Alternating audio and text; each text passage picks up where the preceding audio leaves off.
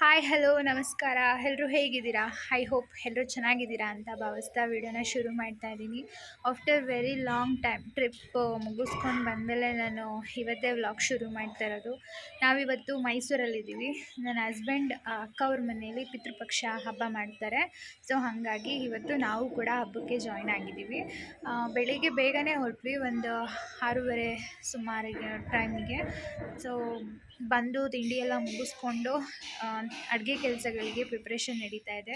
ತಿಂಡಿ ಕೆಲಸ ಎಲ್ಲ ನಿನ್ನೆ ಮೊನ್ನೆನೇ ಮುಗಿದಿದೆ ಆಲ್ಮೋಸ್ಟು. ಇವತ್ತು ಬರೀ ಅಡುಗೆ ಮಾಡಿ ಪೂಜೆಗೆ ಮಾಡೋದಷ್ಟೇ ಬ್ಯಾಲೆನ್ಸ್ ಇರೋದು.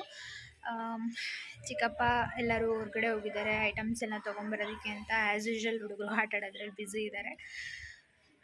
ನೋಡೋಣ ಇವತ್ತಿನ ದಿನ ಹೇಗೆ ಹೋಗುತ್ತೆ ಅಂತ. ನಾವು ಕೂಡ ಸಂಜೆ ಲೈಟಿಂಗ್ಸ್ ನೋಡೋಕೆ ಹೋಗಬೇಕು ಅಂತ ಅಂದ್ಕೊಂಡಿದ್ವಿ. ಯಾಕಂದರೆ ನನ್ನ ಮಗಳು ತುಂಬ ಬೆಂಗಳೂರಿಂದ ಬರ್ಬೇಕಾದ್ರೆ ತುಂಬ ಕನ್ವರಿಸ್ತಾ ಇದ್ಲು, ಆನೆ ನೋಡೋಕೆ ಹೋಗೋಣ ಅಂತ.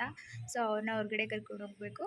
ಸೊ ಇವತ್ತು ಪೂಜೆ ಇರೋದ್ರಿಂದ ಇವತ್ತು ಹೋಗ್ಲಿಕ್ಕೆ ಆಗಲ್ಲ ಅನಿಸುತ್ತೆ.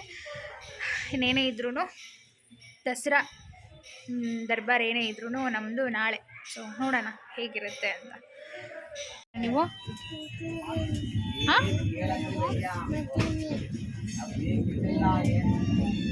ಮೈಸೂರಿಗೆ ಬಂದಿದ್ದೀರಾ? ಏನು ನೋಡಕ್ಕೆ ಬಂದಿದ್ದೀರಾ? ಇಲ್ಲಿ ನೋಡಿ, ನನ್ನ ಕಡೆ ನೋಡಿ. ಏನು ನೋಡಕ್ಕೆ ಬಂದಿದ್ದೀರಾ? ಆನೆ ನೋಡಕ್ಕೆ ಬಂದಿದ್ದೀರಾ? ಆನೆ ಹೆಸ್ರೇನು ಅಮ್ಮ? ಆನೆ ಹೆಸ್ರೇನು? ಭೀಮಾನೆ. ಭೀಮ ಇಷ್ಟನಾ ನಿಮಗೆ? ಸರಿ ಹೋಗೋಣ ಬನ್ನಿ. ಮತ್ತೆ ಟೈಮ್ ಬಂದು ಈಗ 6:30. ಬೆಳಿಗ್ಗೆ ಎಷ್ಟೊತ್ತಾಗುತ್ತೋ ಅಷ್ಟು ಬೇಗನೆ ಹೊರಡೋಣ ಅಂದ್ಕೊಂಡು ನಾವು ಈ ಟೈಮ್ಗೆ ಹೊರಟ್ವಿ. ಆ್ಯಕ್ಚುಲಿ ನಾವು ಹಿಂದಿನ ದಿನವೇ ಹೊರಡಬೇಕಾಗಿತ್ತು. ಅಂದರೆ ಒಂದು 6 ಗಂಟೆ ಸಂಜೆ ಹೊರಟ್ರೆ ನೈಟ್ ಒಂದು 8, 8:30, 9 ಗಂಟೆ ಹಬ್ಬ ಅಂದ್ರೂ ಆಗುತ್ತೆ. ಓಕೆ, ಯಾಕೆ ಒಂದು ದಿನದಲ್ಲಿ ಅರ್ಧ ದಿನ ನಾವು ಜರ್ನಿನಲ್ಲೇ ಕಳಿಬೇಕು, ಹಿಂದಿನ ದಿನವೇ ಹೋಗೋಣ ಅಂತ ಅಂದ್ಕೊಂಡು ಮಾತಾಡ್ಕೊಂಡಿದ್ವಿ. ಆದರೆ ನಮ್ಮ ಮನೆಯವ್ರಿಗೆ ಡ್ಯೂಟಿಯಿಂದ ಬೇಗ ಬರಲಿಕ್ಕಾಗಲೇ ಇಲ್ಲ, ಬರೋದು ಲೇಟ್ ಆಗೋಯಿತು. ಹಾಗಾಗಿ ನಾವು ನೈಟು ಹೊರಡೋದಕ್ಕಾಗಲಿಲ್ಲ. ಆಯಿತು ಪರವಾಗಿಲ್ಲ, ಬೆಳಗ್ಗೆ ಎಷ್ಟೊತ್ತಾಗುತ್ತೋ ಅಷ್ಟು ಬೇಗನೆ ಹೊರಡೋಣ ಅಂತ ಅಂದ್ಕೊಂಡು ಬೆಳಗ್ಗೆ 6:30 ಟ್ರೈನಿಗೆ ಹೊರಟ್ವಿ. ಈ ದಸರಾ ಟೈಮಲ್ಲಿ ಎಲ್ಲರಿಗೂ ಮಕ್ಕಳಿಗೆ ಸ್ಕೂಲ್ ಕಾಲೇಜ್ಗಳೆಲ್ಲ ರಜೆ ಇರುತ್ತೆ. ಮತ್ತು ವೀಕೆಂಡಲ್ಲಿ ರಜಕ್ಕೆ ಅಂತ ಹೋಗೋರು ಇರ್ತಾರೆ, ಮತ್ತು ಕೆಲಸಕ್ಕೆ ಅಂತ ಅಪ್ ಆ್ಯಂಡ್ ಡೌನ್ ಮಾಡೋರು ಇರ್ತಾರೆ. ಹಾಗಾಗಿ ಈ ದಸರಾ ಟೈಮಲ್ಲಿ ಬಸ್ಗಳಲ್ಲಿ ಟ್ರೈನ್ಗಳಲ್ಲಿ ಟ್ರಾವೆಲ್ ಮಾಡೋದು ತುಂಬಾ ಕಷ್ಟ, ತುಂಬಾ ರಶ್ ಇರುತ್ತೆ. ಸೊ ನಮಗೂ ಕೂಡ ಅಲ್ಲಿ ಕೆಳಗಡೆ ನಿಂತ್ಕೊಳ್ಳೋದಕ್ಕೂ ಕೂಡ ಸ್ಪೇಸ್ ಆಗ್ತಾ ಇರಲಿಲ್ಲ. ಅನಿವಾರ್ಯವಾಗಿ ಮೇಲ್ಗಡೆ ಹತ್ತಿ ಕೂರಲೇಬೇಕಾಯಿತು. ಸೊ ಹೆಂಗೋ ಅಲ್ಲಿ ಇಲ್ಲಿ ತುರಿಕೊಂಡು ಇನ್ನೊಂದು 10 ಕಿಲೋಮೀಟ್ರ್ 20 ಕಿಲೋಮೀಟ್ರ್ ಅನ್ನೋ ಹಾಗೆ ನಮಗೆ ಕೆಳಗಡೆ ಸ್ವಲ್ಪ ಸ್ಪೇಸ್ ಸಿಕ್ಕಿದ್ದು. ಅಷ್ಟು ರಶ್ ಇತ್ತು ಅಂತಲೇ ಹೇಳ್ಬೋದು. ಇನ್ನು ಈ ಸಂದರ್ಭಗಳಲ್ಲಿ ಹೇಳೋದಾದರೆ ಬೆಳಿಗ್ಗೆ ಮತ್ತು ಸಂಜೆ ಟ್ರಾವೆಲ್ ಮಾಡೋದಕ್ಕಾಗಲ್ಲ. ಮಧ್ಯಾಹ್ನ ಓಕೆ, ಆರಾಮಾಗಿ ಸ್ವಲ್ಪ ಫ್ರೀಯಾಗಿರುತ್ತೆ, ಆರಾಮಾಗಿ ಹೋಗ್ಬೋದು. ಈ ವೀಕೆಂಡಲ್ಲೂ ಅಷ್ಟೇ, ಆವಾಗಲೂ ಹೋಗ್ಲಿಕ್ಕಾಗಲ್ಲ. ಮಧ್ಯಾಹ್ನದ ಹೊತ್ತು ಹೋದರೆ ಸ್ವಲ್ಪ ಆರಾಮಾಗಿ ಬರ್ಬೋದು. ನಾವು ಆ ಕಡೆಯಿಂದ ಬರುವಾಗ ಮಧ್ಯಾಹ್ನನೇ ರಿಟರ್ನ್ ಆಗಿದ್ದು, ಸ್ವಲ್ಪ ಆರಾಮಾಗಿ ಬಂದ್ವಿ. ಪಿತೃಪಕ್ಷ ಪ್ರಿಪ್ರೇಷನ್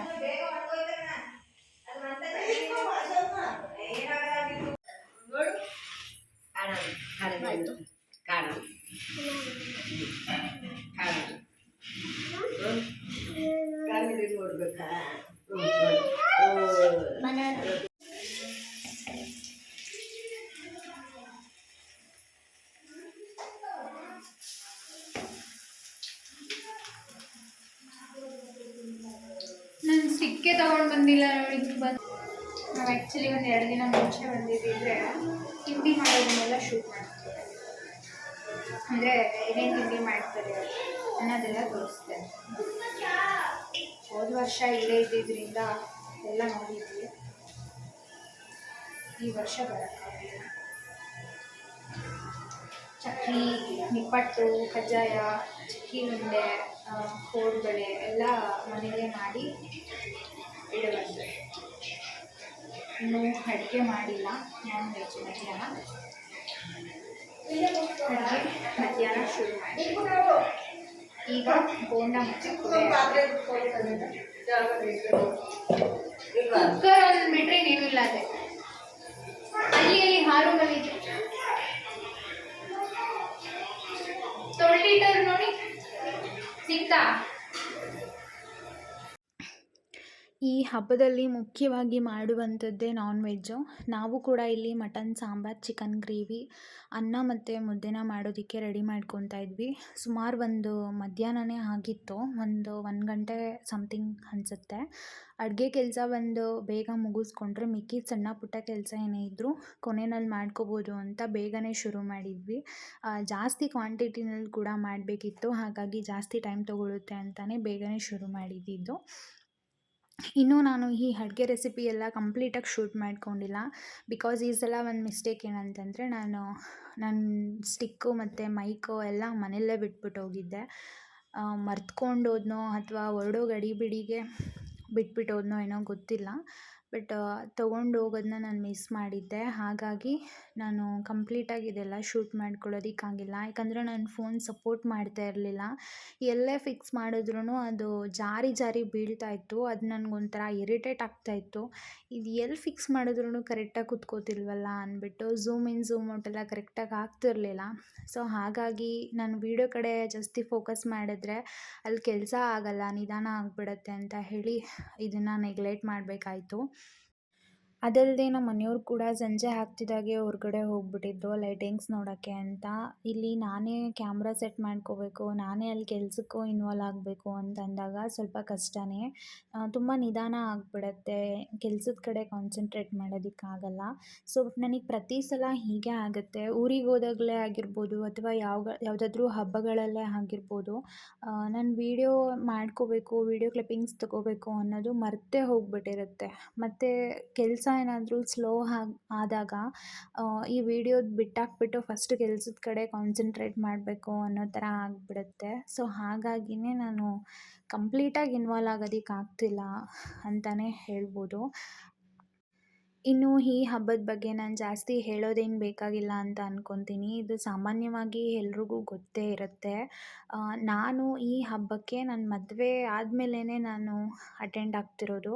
ಬಿಕಾಸ್ ನನ್ನ ಮದುವೆಗಿನ್ನ ಮುಂಚೆ ನಾನು ಹುಟ್ಟಿ ಬೆಳೆದಂಥ ವಾತಾವರಣದಲ್ಲಿ ಈ ಹಿರಿಯರಿಗೆ ಪೂಜೆ ಮಾಡುವಂಥದ್ದು, ಎಡೆ ಇಡುವಂಥದ್ದು ಏನಿದೆ, ಇದನ್ನು ನಾವು ಗೌರಿ ಹಬ್ಬದಲ್ಲೇ ಮಾಡ್ಕೊತೀವಿ. ಸೊ ಹಾಗಾಗಿ ಈ ಮಾರ್ನಮಿ ಮಂತಲ್ಲಿ ಸಪ್ರೇಟಾಗಿ ಈ ರೀತಿ ಪಿತೃಪಕ್ಷ ಹಬ್ಬ ಅಂತ ಮಾಡುವಂಥದ್ದನ್ನು ನಾನು ಮದುವೆಗಿನ್ನ ಮುಂಚೆ ನಾನು ನೋಡಿಲ್ಲ.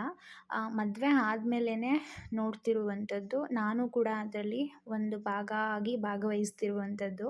ಸೊ ಒಂಥರ ಚೆನ್ನಾಗಿದೆ, ಒಂಥರ ಹೊಸ ಎಕ್ಸ್ಪೀರಿಯೆನ್ಸು. ಎಲ್ಲವೂ ಕೂಡ ತುಂಬ ಚೆನ್ನಾಗಾಯಿತು. ಪೂಜೆ ಕೂಡ ತುಂಬ ಚೆನ್ನಾಗಿ ಮೂಡಿಬಂತು. ಪೂಜೆ ಎಲ್ಲ ಆದಮೇಲೆ ಹತ್ತಿರದಿಂದ ಒಂದು ವೀಡಿಯೋ ಕ್ಲಿಪ್ಪಿಂಗ್ ತೊಗೋಬೇಕು ಅಂತ ಅಂದ್ಕೊಂಡಿದ್ದೆ. ಬಿಕಾಸ್ ನಾವು ಏನೇನು ಪ್ರಿಪೇರ್ ಮಾಡಿದ್ವಿ ಅನ್ನೋದು ಗೊತ್ತಾಗುತ್ತೆ ಅಂತ ಅಂದ್ಬಿಟ್ಟು. ಆದರೆ ಅದೇ ಪೂಜೆ ಎಲ್ಲ ಆದಮೇಲೆ ಇನ್ನು ಊಟಕ್ಕೆ ಅಂತ ಯಾರನ್ನ ಇನ್ವೈಟ್ ಮಾಡಿರ್ತೀವಿ ಅವ್ರಿಗೆಲ್ಲ ಊಟ ಹಾಕ್ಕೊಡ್ಬೇಕು ಅನ್ನೋ ಗಡಿಬಿಡಿಗೆ ನಾನು ಆ ಕ್ಲಿಪ್ಪಿಂಗ್ಸ್ನೂ ಕೂಡ ತೊಗೊಂಡಿಲ್ಲ. ಅದು ಕೂಡ ಮಿಸ್ ಆಯಿತು.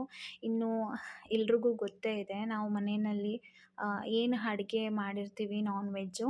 ಇನ್ನು ಇವತ್ತು ಪೂಜೆ ಮಾಡ್ತೀವಿ ಅಂತಂದರೆ 1-2 ದಿನ ಹಿಂದೆಯೇ ಈ ಎಣ್ಣೆಲಿ ಕರಿಯುವಂಥ ತಿಂಡಿಗಳನ್ನೆಲ್ಲ ಮನೆಯಲ್ಲೇ ಮಾಡ್ಕೊಂಡಿರ್ತೀವಿ. ಸೊ ಅದೆಲ್ಲವನ್ನು ಇಟ್ಟು ಧೂಪ ಎಲ್ಲ ಹಾಕಿ ಪೂಜೆಯನ್ನು ಮಾಡುವಂಥದ್ದಾಗಿರುತ್ತೆ. ಸೊ ಈ ಪ್ರೊಸೆಸ್ ಎಲ್ಲ ಆಲ್ಮೋಸ್ಟ್ ಈ ಹಬ್ಬ ಮಾಡುವಂಥವ್ರಿಗೆ ಎಲ್ರಿಗೂ ಗೊತ್ತೇ ಇರುತ್ತೆ. ಸೊ ಹಾಗಾಗಿ ನಾನು ಜಾಸ್ತಿ ಎಕ್ಸ್ಪ್ಲನೇಷನ್ ಕೊಡೋದಕ್ಕೆ ಹೋಗಿಲ್ಲ. ಇನ್ನು ಪೂಜೆ ಟೈಮಿಗೆ ಕರೆಕ್ಟಾಗಿ ನಮ್ಮ ಮನೆಯವರು ಹೊರಗಡೆ ಹೋಗಿದ್ರಲ್ಲ, ಸೊ ಅವರು ಕೂಡ ರಿಟರ್ನ್ ಆದರು. ಇನ್ನು ಅವರು, ನಾನು, ಪಾಪು ಎಲ್ಲರೂ ಸೇರಿಕೊಂಡು ಮನೆಯವ್ರು ಎಲ್ಲರೂ ಕೂಡ ಧೂಪ ಎಲ್ಲ ಹಾಕಿ ಪೂಜೆ ಮಾಡಿದ್ವಿ.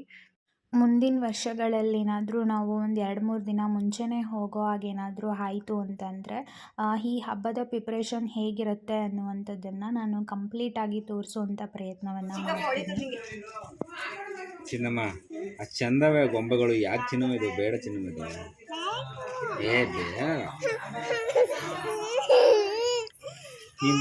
ನೀನು ಸಿಕ್ಕಾಬಿಟ್ಟು ತೀಟ ಕಣಪ್ಪ ನೀನು.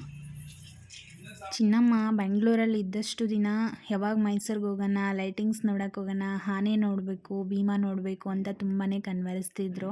ಸೊ ಅದಕ್ಕೇ ಮೈಸೂರಿಗೆ ಬಂದ ತಕ್ಷಣ ನಾವೇ ತುಂಬ ಕಾಯ್ತಿದ್ವಿ ಅವ್ರಿಗೆ ಕರ್ಕೊಂಡೋಗಿ ತೋರಿಸ್ಬೇಕು, ಇವ್ರು ಹೇಗೆ ರಿಯಾಕ್ಟ್ ಮಾಡ್ತಾರೆ ಅಂತ ಇವ್ರ ರಿಯಾಕ್ಷನ್ ನೋಡೋದಕ್ಕೆ ನಾವು ಕಾಯ್ತಿದ್ವಿ. ಆದರೆ ಅವರು ಹೋಗ್ಬೇಕಾದ್ರೆ ಮಲ್ಕೊಂಡೇ ಹೋಗಿದ್ರು. ಯಾಕಂದರೆ ಬೆಳಗ್ಗೆಯಿಂದ ಮನೆಯಲ್ಲಿ ಹುಡುಗರು ನೋಡಿದ ಸಿರಿಗೆ ಎಲ್ಲರೂ ಆಟ ಆಡ್ಕೊಂಡು ಬ್ಯುಸಿ ಇದ್ದರು. ಹಾಗಾಗಿ ಊಟದ ಕಡೆ ಆಗಲಿ ಮಲ್ಕೊಳ್ಳೋದು ಯಾವುದ್ರ ಕಡೆ ಆಗಲಿ ಗಮನನೇ ಇರಲ್ಲ ಮಕ್ಕಳಿಗೆ. ಸೊ ಹಾಗೆಯೇ ನನ್ನ ಮಗಳು ಕೂಡ ಬೆಳಗ್ಗೆಯಿಂದ ಮಲಗಿರಲಿಲ್ಲ. ಗಾಡಿ ಹತ್ತಿದ ಕೂಡಲೇ ಮಲ್ಕೊಂಡಿದ್ರು. ಹಾಗಾಗಿ ಅಲ್ಲಿ ಹೋಗಿ ಪಕ್ಕದಲ್ಲೇ ಆನೆ ಹೋಗ್ತಿದ್ರು ಕೂಡ ಅವ್ರು ಏನೂ ರಿಯಾಕ್ಟ್ ಮಾಡ್ತಿರಲಿಲ್ಲ, ನೋಡ್ತಾನೂ ಇರಲಿಲ್ಲ ಅಂತ ಅನಿಸುತ್ತೆ. ನಾನು ಹೋಗಿರಲಿಲ್ಲ, ನಮ್ಮ ಮನೆಯವರು ಹೋಗಿದ್ದರು. ಸೊ ಹಾಗಾಗಿ ಅವ್ರು ಏನೂ ರಿಯಾಕ್ಟ್ ಮಾಡಲಿಲ್ಲ ಅನ್ನೋದು ನನಗೆ ತುಂಬ ಬೇಜಾರಾಯಿತು. ಓಕೆ, ಪರವಾಗಿಲ್ಲ, ಮತ್ತು ನಾಳೆ ಏನಾದರೂ ಕರ್ಕೊಂಡೋಗಿ ತೋರ್ಸೋಣ ಅಂತ ಅಂದ್ಕೊಂಡು ಸುಮ್ಮನೆ ಹಾಗೆ ವಾಪಸ್ ಕರ್ಕೊಂಡು ಬಂದರು. ಇದಾಗಿತ್ತು ನಾವು ಹಬ್ಬದಲ್ಲಿ ಏನು ಮಾಡ್ತೀವಿ ಅಂತ ತೋರಿಸುವಂಥ ಒಂದು ಸಣ್ಣ ಪ್ರಯತ್ನ. ಮತ್ತೆ ಮುಂದಿನ ವೀಡಿಯೋ ದಸರಾ ದರ್ಬಾರಲ್ಲಿ ಸಿಗ್ತೀನಿ. ಅಲ್ಲಿವರೆಗೂ ಯಾರೆಲ್ಲ ನನ್ನ ವೀಡಿಯೋಸ್ನ ಸಬ್ಸ್ಕ್ರೈಬ್ ಮಾಡದೆ ನೋಡ್ತಾ ಇದ್ದೀರಾ, ಪ್ಲೀಸ್ ಸಬ್ಸ್ಕ್ರೈಬ್ ಮಾಡ್ಕೊಂಡು ನೋಡಿ ಅಂತ ಹೇಳ್ತಾ ಈ ವಿಡಿಯೋನ ಇಲ್ಲಿಗೆ ಮುಗಿಸ್ತೀನಿ. ಆನೆಗೆ ಕೂತು ಇಲ್ಲಿ, ಆನೆಗೆ ಬಾಯ್ ಮಾಡು, ಕೂತು ಬಾಯ್ ಮಾಡು ಆನೆಗೆ.